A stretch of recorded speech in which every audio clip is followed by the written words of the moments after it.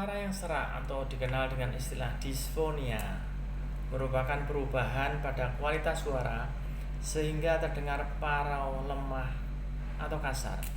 Kondisi ini bisa ringan dan sementara, tapi juga bisa menandakan masalah kesehatan yang lebih serius jika berlangsung lama. Apa penyebabnya?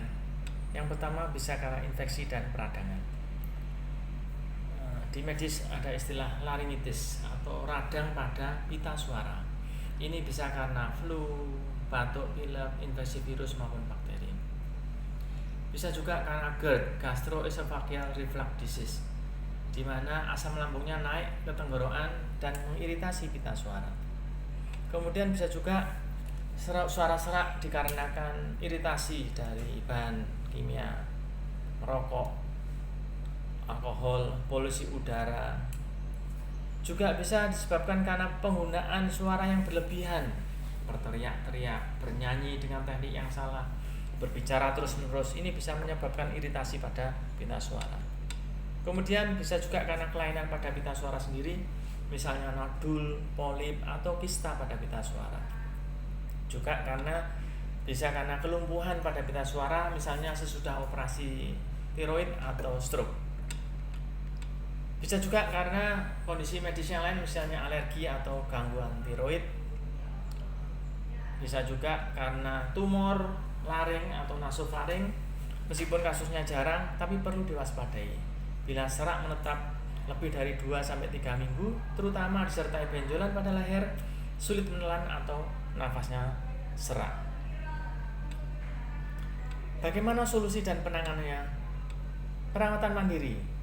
Bila seraknya ringan atau sementara, bisa dengan cara memperbanyak minum air putih, jaga kelembapan tenggorokan, hindari merokok, alkohol, dan kafein yang berlebihan.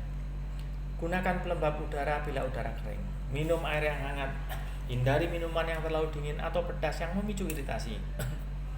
Jika punya asam lambung, perbaiki pola makan, hindari makanan yang terlalu asam, pedas, kopi, atau makan yang terlalu malam.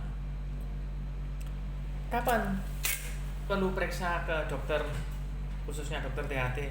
Jika suara seraknya berlangsung lebih dari 2-3 minggu, disertai batuk berdarah, nyeri tenggorokan yang hebat, sulit menelan, atau ada benjolan di leher. Kemudian ada yang berhubungan dengan pekerjaan, misalnya harus bersuara, misalnya guru, penyanyi, penceramah, sehingga kalau nggak segera diobatkan akan mengganggu aktivitasnya. Ada riwayat merokok yang lama atau serak yang kronis, ini untuk menyingkirkan kemungkinan kanker laring. Jadi kalau seraknya baru 1-2 hari karena flu atau kecapean, cukup dengan istirahat dan jaga hidrasi. Tapi kalau sudah lama, mingguan misalnya, atau disertai gejala lain, sebaiknya segera periksa ke dokter THT. Demikian, ikuti artikel kami dan tips-tips kesehatan berikutnya. Terima kasih.